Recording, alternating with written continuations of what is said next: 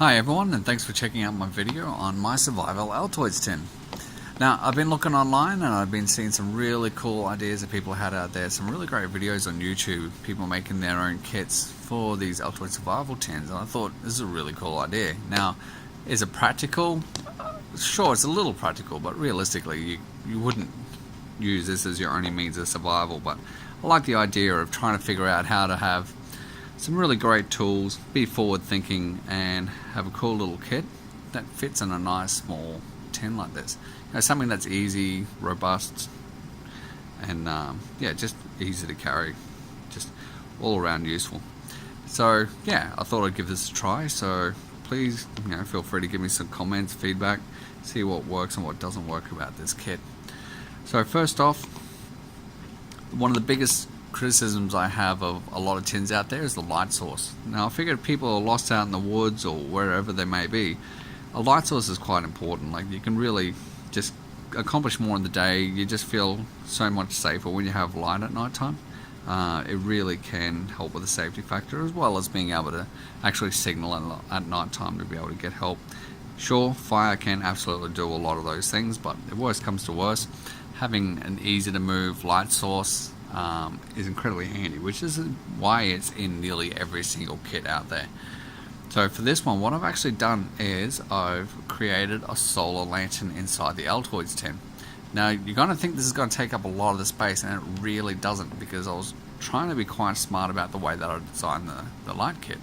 So when you open the tin, all of the components for the solar rechargeable light actually fits inside the lid here. And now if I flip it up, you can see that it's actually really thin, because I used a phone battery in here. So this 3.7 volt phone battery actually stores quite a lot of energy, and it fits within the tin. So not only is it just the battery, but you've got 6 LED lights, you've got your inverter from 3.7 to 5 volts, and you've got your little switch in the top here to turn the lights on and off. So I really like the way that this turned out. A fair bit of hot glue in there, but it's all good.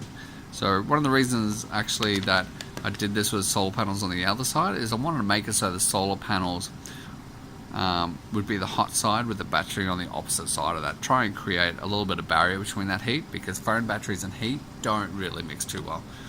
So if you have this out in the sunlight for 8 hours, being a full day, and pretty reasonable to say that most full days in most areas will get about 8 hours of sunlight. 8 hours of sunlight on this will create light out of these 6 LEDs for 6 hours before it will start to dim to a lower light level. So if you're in a really bad situation where you're needing light for longer than 6 hours, what you can actually do is you can take one of these wires off, the bottom one here, and then the top 3 LEDs will run for 12 hours at their highest brightness.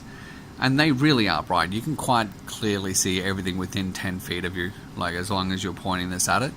It's really effective. Like, honestly, you can absolutely, like, you could read books if you had one or whatever. You could do any kind of fidgety work where you need a strong light source, and you could do that with these lights running. Like, it really is hard to try and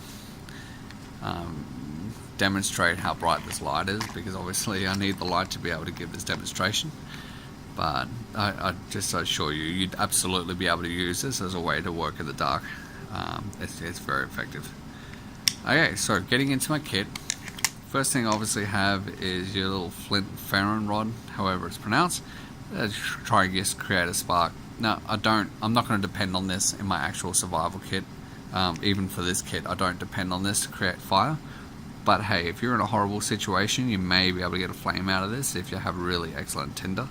And that could be the difference between you getting fire that night and not. Like, if you'll understand what I'm saying in a minute. But yeah, so I do have this. I find it is not very useful, truth to tell. But yeah, it's there. Now, what I think is the most useful part of this kit is the credit card sized axe head, which fits quite neatly within this kit. Now, this also comes with an arrowhead as well, so you can haft that to a stick, and there's your arrow. But you can also use this as a spike for the back of a axe head. Now, I think this thing is great. It's got a nice saw blade underneath there, very strong. Here's your blade along here for your axe head, and you got a skinner and cordage cutter on the back there. You know, people will say that this is also a bottle opener, but you know, if you're in this situation, you're not going to have bottles to open, so you know, whatever. But yeah, you've got these hex heads here, obviously for undoing bolts, but I think their true purpose is to haft the axe head onto a stick. So you split a stick, or you can even cut down it with this, get a really tight fit, and then you can use some cordage to haft this on. So yeah, I definitely think it's very effective. And this has got some good weight. It's 3mm steel, stainless steel, and I really think you'd be able to build anything you really need to build using this. So I think it's going to be an excellent piece of kit. So I'm just going to put that to the side here. Okay, so the next piece of kit that I have in here is a 1 quart Glad bag. The reason why I have this is because the 1 quart size has quite thick plastic, but it's still not very large. It's not taking up a lot of room. A quart, being a litre, can carry enough water for you to get through, you know, some pretty good situations during the day. So yeah, I like the size of this, but this is also has a double use, which I'll get into in a little bit. Actually, I'll get into it now, because here's the other piece. So I have a Mylar blanket in here. So normally people will just like straight up Mylar blanket, keep yourself warm when it's cold, but the real reason why these are so good is because they're so incredibly efficient at reflecting heat. So yes, they're good at keeping you warm when you're cold, but what's really good about these is you can make fires with them. They're very strong waterproofing as well. You can reflect the sun's energy, and you can cook food if you don't have a fire. And also, the main reason why I have this in here is you can purify water using this. So when you reflect the sun's rays, you're reflecting the X-rays, the ultraviolet, especially the ultraviolet rays. So what's really good about that is when you channel more ultraviolet energy into water, it actually purifies the water by mutating the bacteria within the water source. So if you did this with a bag full of water out in the sun for 6 to 8 hours, you can purify that water actually pretty effectively. So the more silt and rubbish that's in the water from your water source, the less effective it's going to be at cleaning that water. But still, you know, using this, purifying some water, that could really stop you from getting dysentery and just having a whole lot of problems out in the wilderness. So yeah, being able to make some cleaner water is really, really big deal in survivability. So yeah, I've been packing and unpacking this kit, trying to make it all work, so I'll poke some holes in it. So I'm going to replace this Glad bag when I'm all finished to make it so it's a nice neat kit that's just ready to go without holes and everything. I'll put that to the side, we don't need to see it right now. Okay, so I've really embraced this kind of credit card sized tools that you can carry around. So this little kit here, what it actually has is some arrowheads. So we've got 2 arrowheads, got some needles, got fish hooks as well, some more fish hooks. This is for helping to lash down things like tie downs. You can run your cordage through there and you know, help tighten things down. This is kind of spearhead for the end of the stick with your holes to lash on. It's got a saw blade on the bottom if you want to use it that way as well, with some needles, some more saw blades, and some tweezers on the end here. So you know, this kit is just so incredibly thin. It's really effective. Now, before I forget, what's really great about this whole kit is it cost me less than $30 to make. So the axe head, this fishing kit, and the other fishing kit with a couple of the other little bits and pieces in here, all together less than $30. So I find that to be pretty effective, truth to tell. Like, you know, it's great to have this, but you know, no one can afford to spend hundreds of dollars on a crazy kit. But less than $30, I think you're winning. This is also the other fishing kit. So you've got more hooks, you've got fishing lures here. So these are to simulate tiny fish, so the big fish will come and eat the bait.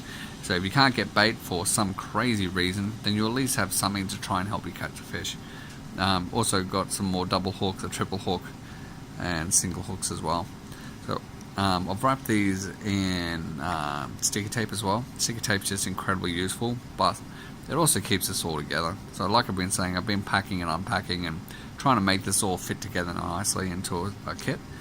and keeping this all sticky tape together is really good to make it so you don't bend them and snap pieces off that you want to keep.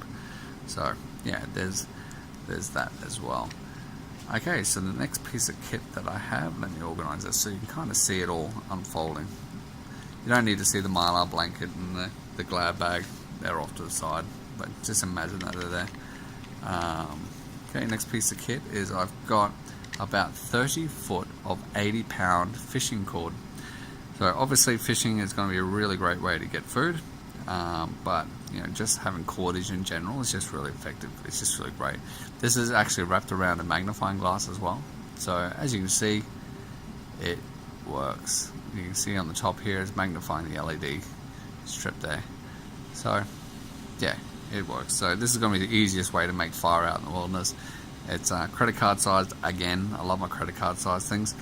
So nice and effective, small, light, easy to transport, and yeah, 30 foot of cordage. I wonder if you can use this to make a bow. I'm sure someone's done it. I don't know how effective it is, but you know, 80-pound, it's pretty good strength. So we'll see. And that might be a cool little video if it hasn't been done, but I dare say it's been done, so I can just save myself the effort and watch their video. Okay, so put that to the side. I've got the 3 bits of wire here as well. This is 24 gauge wire, and they're over 3 foot long each, and the whole reason behind these is so you can make snares. Now, you could use this as lashing to get the axe or whatnot down onto a good stick for hafting, but you know, wiring and hafting can be good, but you know, if it keeps moving, it could snap, and then you've ruined a nice piece of wire. So these 3 wires are more for snaring. So people can use these on rabbits and squirrels and other small game. You're obviously not going to use this on something bigger like a deer or whatnot. That's just kind of ridiculous. But you know, if you anchor these down quite well, then yeah, you'd be surprised what you can catch. And you know, being able to catch something out there, especially with something that's got some good body fat to it, could really help you out, like be a big deal. So yeah, I've got those 3 in there. At the bottom of this kit, I've just got a 3 foot by 3 foot plastic sheet.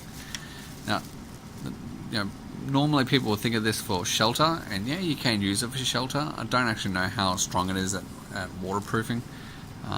Thin plastic like this can only be so effective when it comes to waterproofing. But yeah, sure, if you're stuck out in a rainstorm and you try and keep a little bit dry so you don't get chilled really quickly, then yeah, it'd absolutely do that. Coupled with the Mylar blanket, yeah, you can definitely keep yourself warmer and you know, windproof as well. So yeah, it's definitely got its uses. But the reason why I mainly had this is for water. So water is a really big deal. It's one of the quickest ways that you can die out in the wilderness. So you don't actually need food for the first few days. Like week, yes, it'll kill you, but for the first few days you don't actually need food, but you do need water. You will die first without water before food. So the reason why I've got this is to create a water collection point. So you can do the old trick of dig a pit, put all leaves and foliage in there, and when the water comes out from the heat of the sun, you know, it condenses on this plastic. You drop a stone in the center and it runs down and collects in a cup. Obviously I don't have a cup, but I do have a nice sized glad bag, so I can collect up to a litre of water. You know, this is something that could absolutely save your life if you're in a situation where you need something like this. So yeah, that's the main thing. But also plastic is a really good tinder as well. You can actually start fires with this.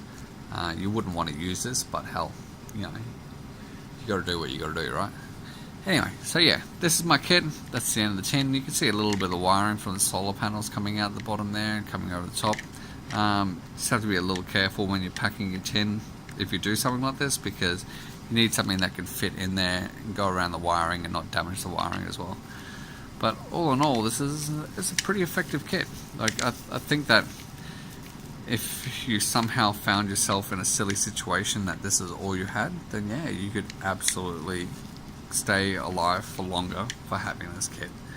And then, you know, after that, it's really up to you and your skill level. Like, if you're going into a situation where you could be in danger and lost, you should have some foraging skills, and you should know how to find fish in water holes and creeks, and about water sources. So you should have you should have some knowledge to be able to back you up and actually make it so you can. I've got blades as well. I couldn't fit them in the kit earlier because I packed it wrong, but yeah, I've got 2 saw blades. So yeah, obviously you need prior knowledge to be able to really extend your likelihood of survival when using any kit at all.